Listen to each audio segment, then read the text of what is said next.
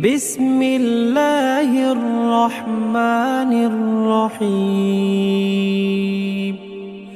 الرحمن علم القرآن خلق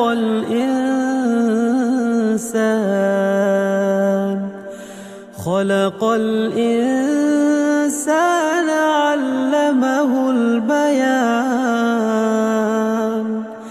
الشمس والقمر بحسبان والنجم والشجر يسجدان والسماء رفعها ووضع الميزان ألا تطغوا في الميزان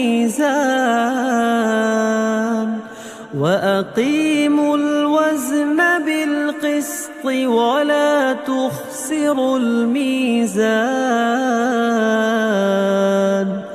والأرض وضعها للأنام فيها فاكهة والنخل ذات الأكمام والحب ذو العصف والريحان. فبأي آلاء ربكما تكذبان؟ خلق الإنسان من صلصال كالفخار وخلق الجان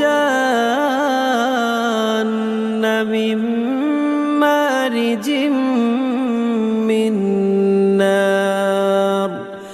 فبأي آلاء ربكما تكذبان؟